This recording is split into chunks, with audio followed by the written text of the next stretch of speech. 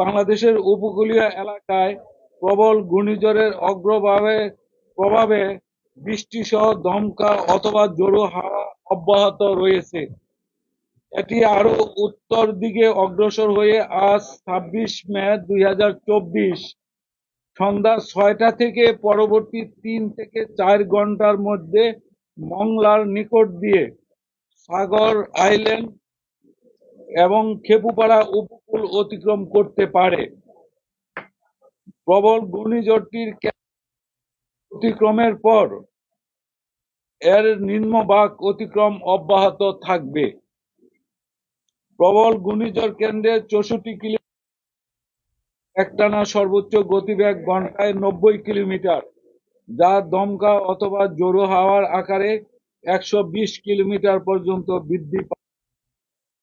ঘূর্ণিঝড় এলাকায় সাগর বিক্ষুব্ধ রয়েছে। পায়রা ও মংলা সমুদ্র বন্দরকে ১০ নম্বর মহাবিপদ সংকেত, আমি আবার বলছি ১০ নম্বর মহাবিপদ সংকেত দেখিয়ে যেতে বলা হয়েছে। উপকূলীয় জেলা খুলনা, সাতক্ষীরা, বাগেরহাট, পিরোজপুর, ঝালকাঠি, বরগুনা, বরিশাল, পটুয়াখালী এবং তাদের অদূরবর্তী দ্বীপ ও চরসমূহ ১০ নম্বর মহাবিপদ সংকেতের আওতায় থাকবে। কক্সবাজার ও চট্টগ্রাম সমুদ্র বন্দরকে ৯ নম্বর মহাবিপদ সংকেত, আমি আবার বলছি ৯ নম্বর মহাবিপদ সংকেত দেখিয়ে যেতে বলা হয়েছে। উপকূলীয় জেলা চট্টগ্রাম, কক্সবাজার, তাদের অদূরবর্তী দ্বীপ ও চরসমূহ ৯ নম্বর মহাবিপদ সংকেতের আওতায় থাকবে।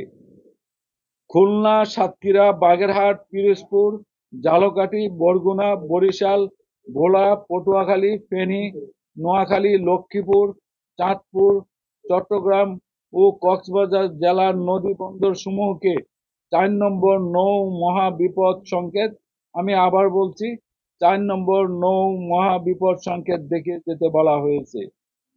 প্রবল ঘূর্ণিঝড়টির অগ্রবর্তী অংশ ও বায়ুর চাপের আধিক্যের প্রভাবে উপকূলীয় জেলা খুলনা, সাতক্ষীরা, বাগেরহাট, পিরোজপুর, ঝালকাঠি, বরগুনা, বরিশাল, ফেনী, লক্ষ্মীপুর, চাঁদপুর, চট্টগ্রাম, কক্সবাজার এবং তাদের অদূরবর্তী দ্বীপ ও চরসমূহের নিম্নাঞ্চল স্বাভাবিক জোয়ারের চেয়ে ৮ থেকে ১২ ফুট অধিক উচ্চতায় বায়ুতাড়িত জলোচ্ছ্বাসে প্লাবিত হতে পারে।